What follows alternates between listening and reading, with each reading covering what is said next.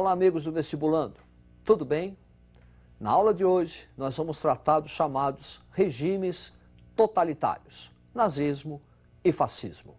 Para começar, vamos observar a crise mundial de 1929. Observe esta imagem. Uma fila de desempregados norte-americanos buscando amparo governamental durante a crise de 29. A crise de 1929 iniciou-se nos Estados Unidos da América após o declínio do chamado milagre americano. Quando acabou a Primeira Guerra Mundial, os Estados Unidos da América tornaram-se uma potência hegemônica.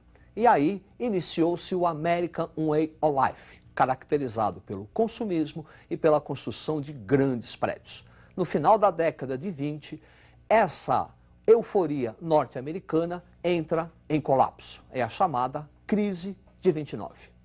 Observe o quadro. Crise de 29, primeira grande crise do capitalismo no século XX, caracterizado pela superprodução. As indústrias continuavam a produzir, no entanto, o consumo diminuiu em virtude do desemprego, especulação financeira e a queda da Bolsa de Nova York. A crise de 29, como os Estados Unidos da América já eram uma potência hegemônica, a crise começa nos Estados Unidos da América e se espalha por todo o mundo. Vamos observar as consequências desta crise. Observe o quadro. Efeitos da crise de 1929. Desemprego em massa, miséria e início da chamada economia dirigida. É o fim do liberalismo econômico, é o fim da liberdade econômica. Nos Estados Unidos da América, o início dessa economia dirigida será implantada por Franklin Delano Roosevelt, adotando o chamado New Deal.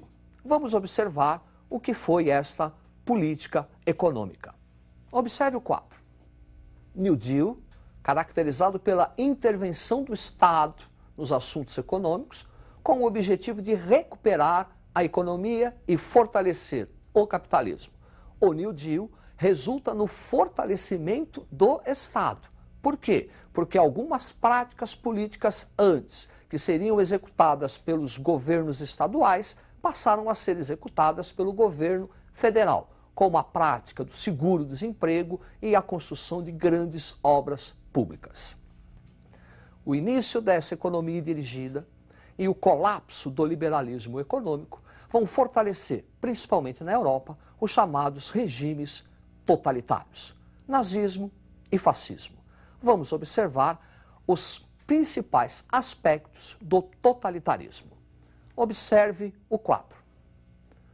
Totalitarismo, então, caracterizado pelo forte nacionalismo, militarismo, desenvolvimento da indústria bélica, regime antidemocrático, antiliberal, intervenção do Estado nos assuntos econômicos, e antimarxista. São regimes para conter o avanço da esquerda, o avanço do socialismo e frear as manifestações operárias.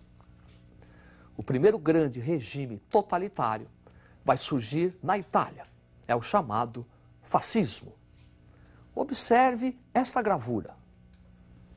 Benito Mussolini e uma frase famosa: tudo para o Estado, nada contra o Estado, ninguém fora do Estado. Daí o termo totalitarismo. A participação do Estado na vida do indivíduo é total. O regime fascista vai ser implantado na Itália em virtude de algumas causas, algumas consequências típicas do regime italiano. Observe.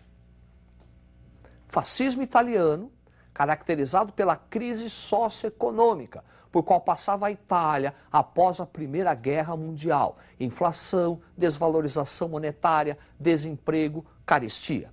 Tudo isso contribui para o avanço das ideias da esquerda, avanço do socialismo.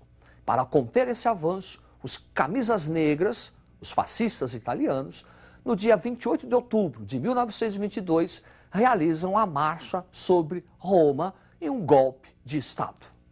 A partir desse golpe de Estado, Benito Mussolini vai implantar o regime fascista, um regime caracterizado pela supressão das liberdades individuais. Observe no quadro. Regime fascista, caracterizado pelo uso do terror e violência, principalmente pelos camisas negras, corporativismo, que seria uma aliança entre os interesses da classe patronal e da classe trabalhadora para evitar lutas de classes, Carta do Trabalho, onde algumas conquistas serão dadas aos trabalhadores, como jornada de trabalho, regulamentação do trabalho infantil e feminino, como forma de esvaziar o movimento operário, e a supressão dos direitos e das liberdades individuais. Proibida a organização sindical e, portanto, as greves. Um outro regime totalitário surgiu também na Europa, na Alemanha. Observe esta figura: Adolf Hitler e o slogan da propaganda nazista: "Tu não és nada, teu povo é tudo". O nazismo surgiu na Alemanha também em virtude da crise financeira e econômica pós-Primeira Guerra Mundial. Observe a tela. Ascensão do nazismo, crise socioeconômica da Alemanha após a Primeira Guerra Mundial, reforçada pela crise de 1929, representou um avanço da esquerda alemã. Para conter esse avanço, a direita, o grupo conservador alemão, conseguiu a eleição de Adolf Hitler. Observe duas coisas. A primeira, o fascismo não tem nenhuma relação direta com a crise mundial de 1929. Os fascistas chegaram ao poder em 1922. Os fascistas chegaram ao poder através de um golpe de Estado, Marcha sobre Roma. Já o nazismo tem uma relação direta com a crise mundial de 29, que acentuou a crise econômica da Alemanha, e Adolf Hitler chega ao poder através das regras democráticas. Nazismo e fascismo apresentam muitas semelhanças, como o militarismo ou nacionalismo. No entanto, existe uma diferença essencial. Observe o quadro.